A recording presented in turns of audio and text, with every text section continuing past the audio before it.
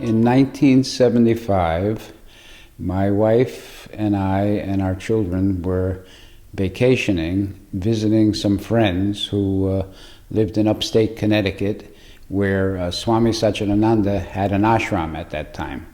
And these friends of ours and myself and my wife had been involved with him in the late 1960s and early 70s. And they said to me, we met this Korean Zen master recently who has a center in Cambridge and in Providence, and he's leading a weekend retreat this weekend. Are you interested in going? So I said, yeah, I'm not searching for a teacher these days, but I'll go and stay for one day, because at that time I was the only one in our family who drove. So I was leaving my wife and my kids there without a car.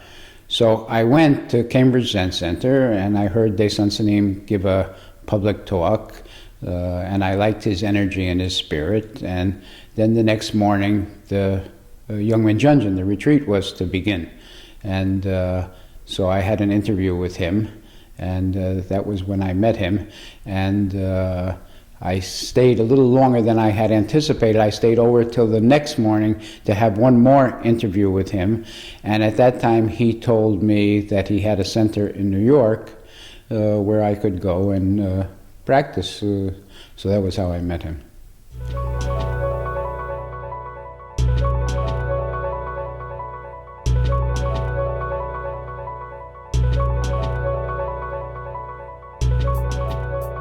Yeah, Dae Soen Sa Nim struck me as being very full of energy, very engaging, and very down to earth, which was a little bit different than what I had been used to in the Hindu yoga tradition, where the guru is somewhat of a elevated figure. Dae Soen Sa Nim didn't seem to be presenting himself that way.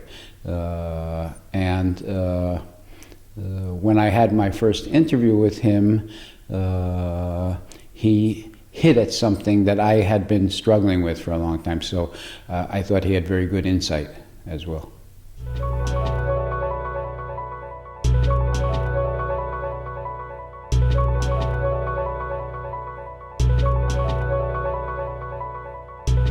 He had a Zen stick on the floor, and after giving me some preliminary explanations, he said, so you and this Zen stick, are they the same or different?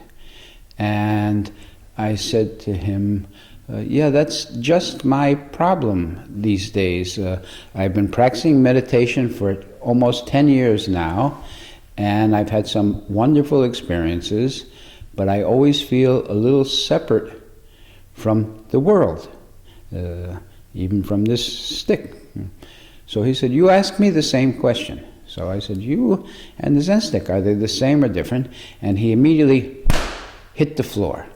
Well, I thought that was so absurd and profound at the same time that I burst out laughing and fell on the floor. I was laughing so hard. And he had to wait till I regained my composure to go on with the interview. So that was my first experience of a Zen interview with him.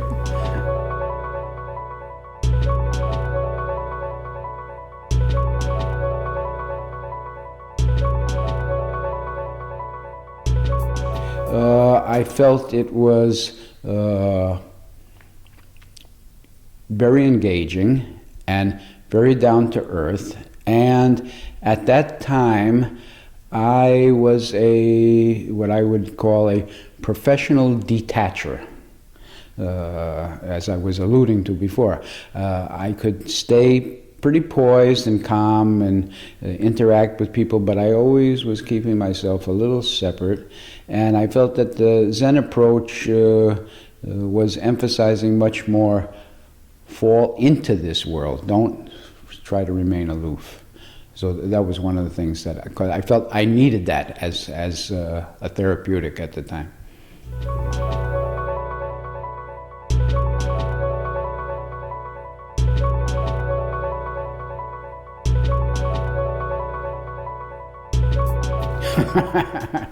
Good morning. That's how you fall into the world.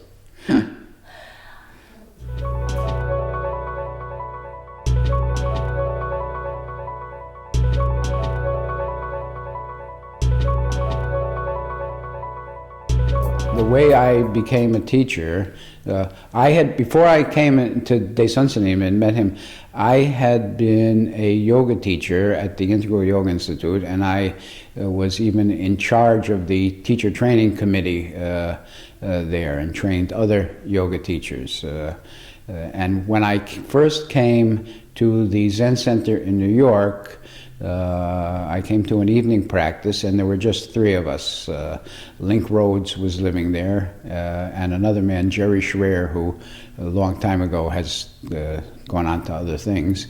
And so after practice, I had tea with them, and I told them I had met Dae Soen Sa Nim at the Youngmen Junjin in Cambridge, and that I was going to come and practice with them there, but I was not going to assume any responsibility in this organization, as I had had that up to here at the Integral Yoga Institute.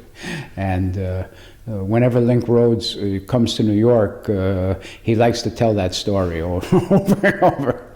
In any case, after about a year of practicing in the Zen Center in New York and under Dae Soen Sa Nim, at that time Dae Soen Sa Nim used to come to New York about once a month to lead 3 days Youngmen Junjin. So he said, you should take the 5 precepts. So I said, okay, no problem. Okay. After about a year past that, he said, now you should become a Dharma teacher. Okay, if you say so. So we had a ceremony. Ken Kessel and I both became Dharma teachers at the same time. And at that time, it was, we had no organized training program. It was much more of a kind of informal apprenticeship situation. You know, if you looked like a serious student and you could help the Zen Center in some ways, you were invited to become a Dharma teacher. But in assuming that title and putting on the robes, we all felt we had to grow into something. And so that was initially how I became a Dharma teacher in the school. Then years later, a senior Dharma teacher, and after several years of finishing the main kongans that Dae Soen Sa Nim used, then he said, Inca is possible for you. So that was how I became a teacher.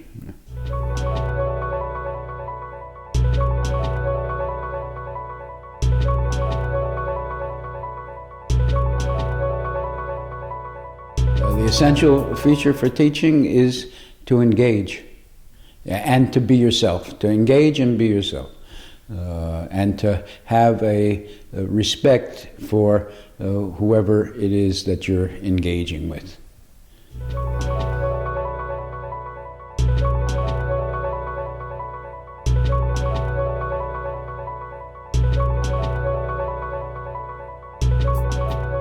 I don't think that's something you teach overtly. I think that's something you recollect for yourself over and over again. If you remind yourself, especially someone like me who was always inclined to be more introverted and to stay aloof as a protective mechanism, you know, you have to remind yourself, and I still have to remind myself, come forward and engage, you know, and just be yourself. There's nothing dangerous here. So I think that's more of a teaching than any particular structured teaching.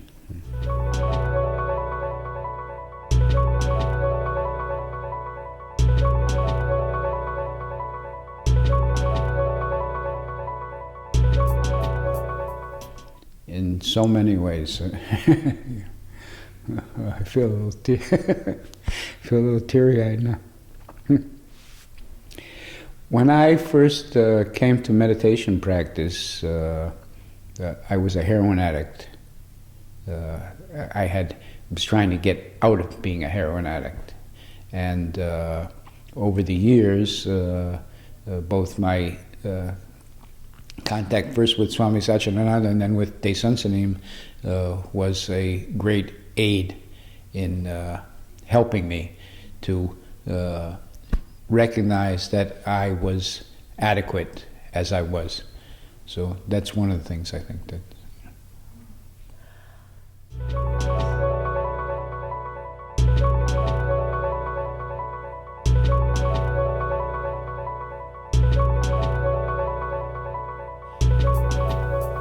From my experience and my perspective, I would say that to be able to engage with the uncertainty of the world situation as it is now, one needs to steady their center over and over again. You know, there's this metaphor that is used in Zen teaching. If you go to an Asian country like Korea and you go to some stores that sell Dharma products, you can usually find a doll of Bodhidharma. And the doll is carved out of wood. It's maybe this high, you know, and the bottom is rounded. And it's carved in such a way that the center of gravity is in the belly area. And so if you push Bodhidharma over this way, he falls, but he comes back up quickly. If you push him the other way, he also comes back quickly. Whatever way you push him, he falls momentarily and comes back up to center. So it's not that he's not moving at all, but there's one point there that's not moving and that rights the figure all the time. And I think our practice is like that in a certain sense, that we have to become steady and not get pulled away by thoughts, emotions, our opinions, our concepts, our likes and dislikes, because there's something more fundamental than any of those things. And so to practice over and over again in a very consistent and regular way, one more and more comes to that steadying of their gyroscope, of their inner gyroscope. So I think that's the main benefit in our practice. Not that there's some big bang that then everything is going to be okay, but over and over, just to try again and try again and try again, and that steadies something. It's important, I think.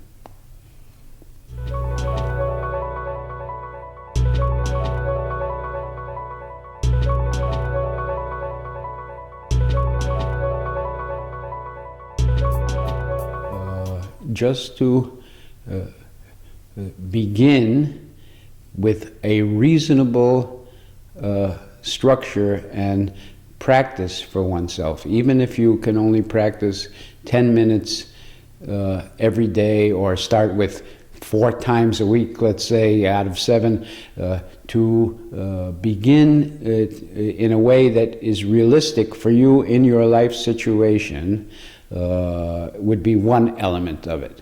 And to continue to do that and to periodically come and practice with other like-minded people, so that it's very, very difficult to do that totally on one's own. So if there's the support of a sangha, of a group of like-minded practitioners, Dharma friends, as we would say, that's helpful in supporting that.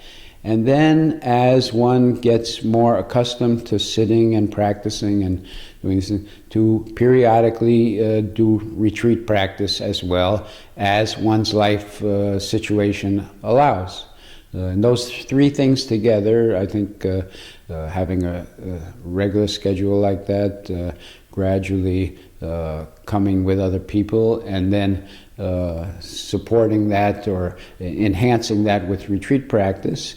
And one more element I would say, and then trying to be aware in your daily life circumstances and keep coming back to a primary point in some way. Those things, I think, gradually one develops that over time.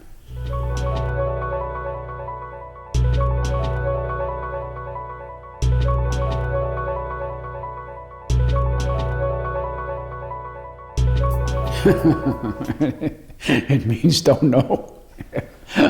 But we all have a tendency to get locked into our view of things and our conceptual frames of reference in regard to both ourselves and the world out here. And so to come back to a point before that clinging to those ideas and concepts and frameworks and the various emotional nuances that are connected with that is what I feel is what's meant by don't know.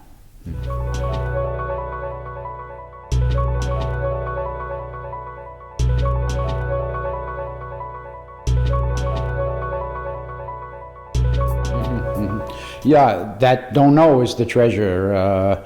More important than particular forms or some particular style of practice is to understand what is the essence.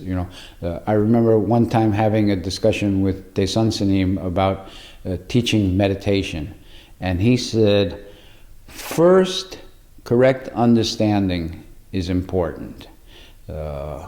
And then any technique or approach is okay. He was telling me a story. We were talking about this don't know, and he said, my teacher Kwang Sa Nim used to scold students. He said, some student would come to Kwang Sa Nim and please give me one big question. So Kwang Sa Nim would give them some question, like a monk asked Dongsan, what is Buddha? Dongsan said, 3 pounds of flax. Do you understand that? No. Oh, only keep that.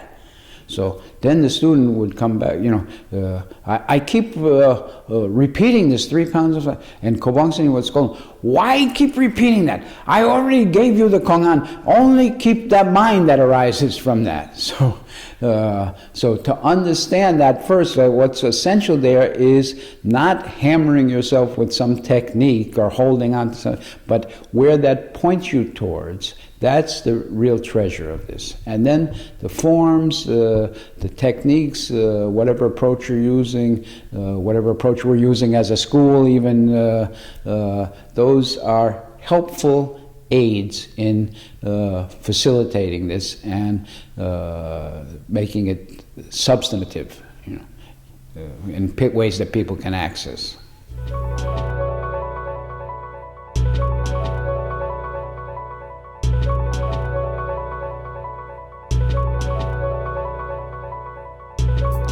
I don't have any particular vision for the future. Maybe the school should grow this way or that way or the other way, but my vision for the future is that our teaching should continue and should help people and be of service to them in whatever way it can be. How that will evolve, I don't know, and I don't have an idea about that.